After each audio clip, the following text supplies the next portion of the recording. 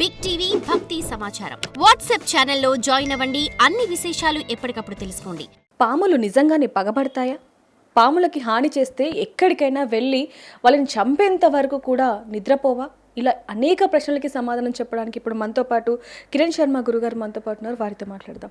నమస్కారం గురుగారు. గురుగారు, మామూలుగా చూసుకుంటే పాములు పగబడతాయి అనేది మనందరికీ తెలిసిందే.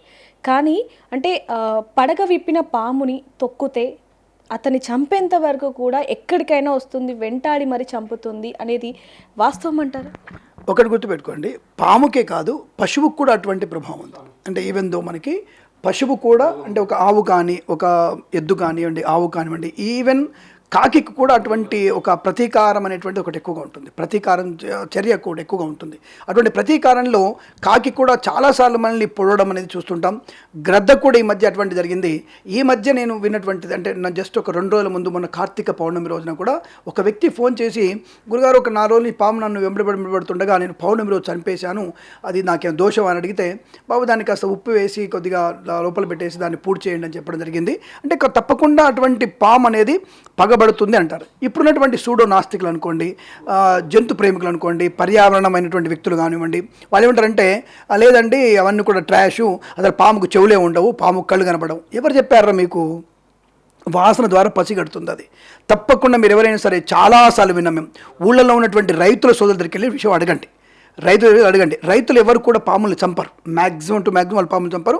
బట్ పాముల వల్ల కొంతమంది చనిపోయినారు. కానీ పాములు వాళ్ళు పగబడతాయనే విషయాన్ని మీరు దాదాపుగా మీ రైతులకి స్పష్టంగా తెలుస్తుంది. కాబట్టి పాములు పగబడతాయి అనే విషయం వాస్తవం. ఎలా పగబడతాయి అంటే వాసన వల్ల పగబడే అవకాశం ఉంటుంది. అంటే ఎక్కువగా వాసనతోనే అవి పగబట్టే అవకాశం ఉంటుంది. అటువంటి వాటి వల్ల మీకు నష్టం జరిగే సూచనలు ఖచ్చితంగా ఉంటాయి. ఈవెన్ దో ఇప్పుడు చెప్తాను కదా, ఆవు కూడా తన పిల్లకి ఏదైనా ఇబ్బంది కలిగించినప్పుడు తప్పకుండా పగబడుతుంది. ఎద్దు కూడా పగబడుతుంది. కాకి స్పష్టంగా పగబడుతుంది. కాకి పదే తన పిల్లల్ని చంపినప్పుడు, ఏమైనా ఇబ్బంది పెట్టినప్పుడు అది తల మీద కొట్టేటువంటి సందర్భాలు చాలా ఉన్నాయి. తప్పకుండా మీకు మన్ని సూక్త విధానంగా మనం చేసేటువంటి ఈ పూజలు, అంటే ఈ సర్పరాజుల యొక్క ప్రభావం, అంటే సర్పరాజుల యొక్క ఉన్నటువంటి ప్రభావం అనేది తప్పకుండా మనకి ఈ సర్ప సూక్తాలలో విషయం చెప్పబడింది. అంటే ఎలా పగబడతాయి, వాసన ద్వారా, వినికిడి ద్వారా, నీ యొక్క అడుగుల శబ్దాన్ని కనిపెడతాయి, బ్రహ్మాండం కనిపెడతాయి. అవి అలా కనిపెట్టి మనం తప్పకుండా అవి పగబట్టి మనల్ని కాటు వేసేంత వరకు, అంటే చంపుతాయి అంటే విషం ఉన్నటువంటి ఇప్పుడు అన్ని సర్పాలు చంపకపోవచ్చు, కానీ విషం ఉన్నటువంటి సర్పాల వల్ల చనిపోతాం.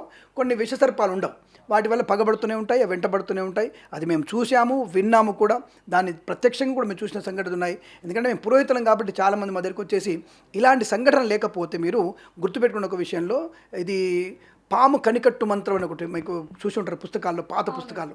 పాము కనికట్టు మంత్రం, తేలు కట్టు మంత్రం అని. ఇలా పగబట్టకపోతే ఇటువంటి మాటలు ఎందుకు వస్తాయి? అంటే మంత్రాలు కట్టుకోవద్దు ఎందుకు వస్తాయి? కాబట్టి తప్పకుండా ఇటువంటి పాము కాడు గురవ్వకుండా, ఎందుకు మీరు తెల్ల వేరు ఒకటి ఉంటుంది, తెల్లవేరు, జిల్లడి వేరు, తెల్ల వేరు ఉంటుంది. ఆ వేరు ద్వారా కూడా మీరు బాగా చూస్తుంటారు, పాములు పట్టేవాడు ఒక వేరు ఇచ్చి ఇది పెట్టుకోండి మీకు అని చెప్పి. ఆ పాతకాలంలో కొంత, ఇప్పుడంటే లేరు కానీ శ్రీశైల అడవులలో ఈ యొక్క మూలికల వల్ల పాము కాటుకి విషయాన్ని తీసేటువంటి శక్తి కూడా ఉంది. అప్పుడు అనాదిగా ఆ రైతుల దగ్గర కూడా అటువంటి మూలికల దగ్గర పెట్టుకొని, బిడ్డలో పెట్టుకొని, తాయతుల్లో పెట్టుకొని పొలాలకు వెళ్ళే వాళ్ళు ఉన్నారు. కాబట్టి అది నమ్మకం మీరు అనుకుంటున్నారు, శాస్త్రీయమైనటువంటి దృక్పథం ఉంది. అది సర్పాలు తప్పకుండా మీకు పగబట్టే అవకాశం ఉంటుంది. వాటి ఎంతగా మనం గౌరవించి పక్కకు తప్పుకుంటే వాటి వల్ల మనకి ప్రయోజనం, సమాజానికి బాగు కలిగే అవకాశం ఖచ్చితంగా ఉంటుంది. గురుగారు, ఇప్పుడు ఈ ప్రశ్న అడగడానికి గల కారణం ఏంటంటే, జగిత్యాలో ఒక వ్యక్తి నవరాత్రులకి ముందు సందర్భంలో పడగ విప్పిన పాము మీద కాలు వేయటం జరిగింది. అది వెంటనే బుసగొట్టింది, కానీ అతను తప్పించుకున్నాడని చెప్పొచ్చు. అప్పటి నుంచి ఇప్పటి వరకు అంటే దాదాపుగా ఒక 33 రోజుల్లో 7 సార్లు కాటు వేయడానికి ప్రయత్నించింది. ఆయనకి అనేక సందర్భాల్లో ఆ విషం ఎక్కినప్పటికీ కూడా హాస్పిటల్కి వెళ్ళి చికిత్స పొందుతూనే ఉన్నాడని చెప్పొచ్చు. అంటే ఒక పాము ఇంతగా వెంటాడుతుందా అనేది? తప్పకుండా ఇందాక చెప్పుకున్నట్టుగా నేను, అంటే దాదాపుగా దీని యొక్క పగ ఎన్ని రోజులు ఉంటుందని కూడా చెప్పారండి. మనకి దాదాపుగా 7 సంవత్సరాలు ఉంటుంది దీని పగ. మర్చిపోయాను నేను, ఒక సర్పం యొక్క పగ అనేది 7 సంవత్సరాల్లో. అయితే ఒక్కొక్కసారి ఏమవుతుందంటే వీడు తప్పించుకొని సపోజ్ వేరే దేశానికి వెళ్ళాడు, వీరి తరం వాళ్ళు కూడా కాటేస్తుంది అంటారు. అది మరి నాకు ఆశ్చర్యమే అనిపిస్తుంది నాకు కూడా. అంటే వారి యొక్క డిఎన్ఏని కూడా పసిగట్టగలిగే శక్తి మరి దీనికి ఉందేమో తెలియదు. కానీ అంటే ఒకవేళ ఈ వ్యక్తి అంటే ఎవరైతే తొక్కారో తొక్కడం వల్ల ప్రమాదం ఉండదు. మనం నమస్కారం చేస్తే వెనక్కి వెళ్ళిపోతాయి అంటారు. అంటే తొక్కడం వల్ల, అంటే తెలియకుండా తొక్కడం వల్ల మనం నమస్కారం చేసి క్షమాపణ అడిగితే పగబట్టవని తెలుసు నాకు. కానీ మనకు కావాలని కొట్టినా చంపినా వాటి పిల్లలు కానీ, అంటే ఈ గర్భంతో ఉన్నటువంటి పాములు కూడా చంపితే మాత్రం పుట్టిన పిల్లలు కూడా మరి DNA లాగా తెలుసుకొని మరి కాటేస్తే తెలియదు, కానీ ఆ వంశంలో ఎవరినైనా ఒక్కడైనా సరే నాశనం చేస్తే అవి కాటు వేసే ప్రమాదం ఉంది. ఈ సర్పం యొక్క ఈ కోపము ఇదంతా కూడా 7 సంవత్సరాలు అని చెప్తారు. అంటే 7 సంవత్సరాల వరకు దీని ప్రభావం ఉంటుంది. ఇది సర్ప సూక్తంలో స్పష్టంగా చెప్పబడింది మనకి. గురుగారు, చాలా మందికి కూడా పెళ్లి కాకపోయినా లేకపోతే పిల్లలు పుట్టకపోయినా ఉద్యోగం సరిగ్గా లేకపోయినా సర్పదోషం ఉంది, మీరు సర్పానికి కొంచెం చంపటం జరిగింది గత జన్మలో, లేకపోతే కొన్ని చిన్నప్పుడు, ఇలాంటివి చెప్తూ ఉంటారు. సర్పదోషం అనేది చంపటం వల్ల వస్తుందా అనేది వాస్తవమేనా? ఒకటి ఇది 100% వాస్తవం. అంటే సర్పాన్ని మనం ఇబ్బంది పెట్టినా, ముఖ్యంగా సర్పాన్ని చంపడం కాదు, పుట్టని మనం తవ్వినా సరే, మనకు అక్కర్లేదు పుట్ట పనికిరాదు, దీన్ని తొక్కేసేయండి, టాటర్ తొక్కేద్దాం అనుకున్నా సరే, పుట్టని మనం తొలిచినా సరే అది మనకి సర్పదోషం ఏర్పడుతుంది. కాబట్టి సర్పాన్ని చంపడం ఇంకా మహాపాపం. తప్పకుండా అది సమాజానికి హితం కలిగించేది. సర్పం ఎక్కడ కూడా నష్టం కలిగించదు. కాబట్టి సమాజ హితమైనది, భగవత్ స్వరూపమైనది. కాబట్టి పామును చంపకూడదు. గోవుని చంపుతున్నారు, ఇక పాము ఎంతవరకు వచ్చింది. కానీ కాబట్టి ఇటువంటివి చంపడం వల్ల మనకి సమాజ నష్టం కలిగిస్తుంది.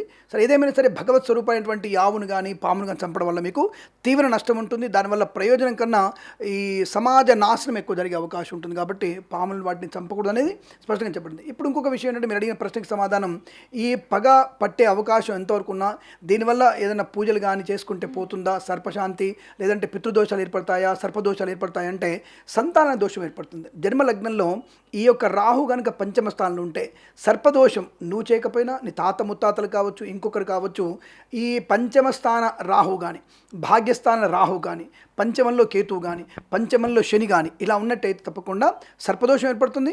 పితృదోషానికి కూడా కారణం ఏమవుతుంది అంటే పితృదోష కారణం కూడా ఇదే. ఈ పితృదోషం కానీ సర్పదోషం ఉన్న వారికి సంతానం అవ్వకపోవడం, పుట్టిన సంతానం అటిజంతో ఇబ్బంది పడడం, లేదా వచ్చినటువంటి వికలాంగులుగా పుట్టడం, ఇలా అంటే ఒక వక్రంలో పుట్టడం, అంటే అవయవాల వక్రంలో పుట్టేటువంటి అవకాశం ఉంది. కాబట్టి అటువంటి వాళ్ళకి దోషం వలన కలుగుతున్న విషయం స్పష్టంగా చెప్పవచ్చు మనం.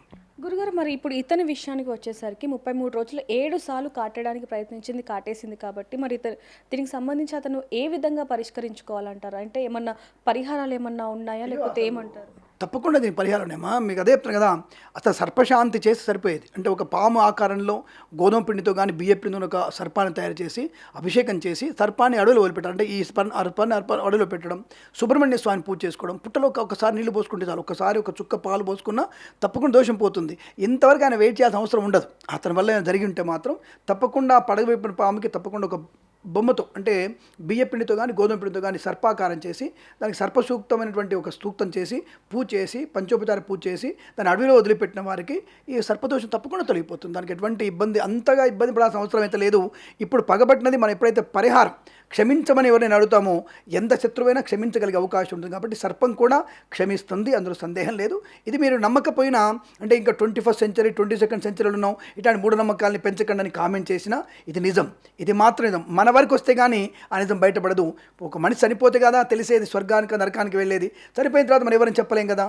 కాబట్టి ఈ విషయాన్ని మన గ్రంథాలు చెప్తే మూఢనమ్మకం అని, ఇంకొక గ్రంథాలు చెప్తే అది నిజమైనటువంటి సైంటిఫిక్ ఆధారం అని నమ్మేటువంటి మూర్ఖల స్థానం. కాబట్టి సనాధర్మంలో ఏది కూడా అనవసర విషయాలు చెప్పదు. కాబట్టి దాని విషయాన్ని గమనించుకొని సర్పశాంతి చేసుకుంటే అనుకూలంగా ఉంటుంది. తప్పకుండా సుబ్రహ్మణ్య స్వామి పూజ చేసుకోవడం శుభాన్ని కలిగిస్తుంది. సర్పం వల్ల దోషం ఏమీ ఉండదు.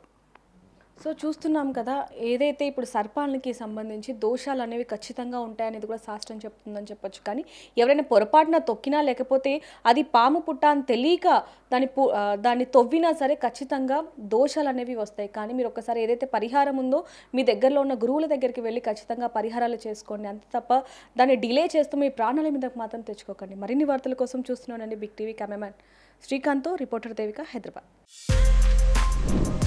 For more videos like this, subscribe Big TV channel.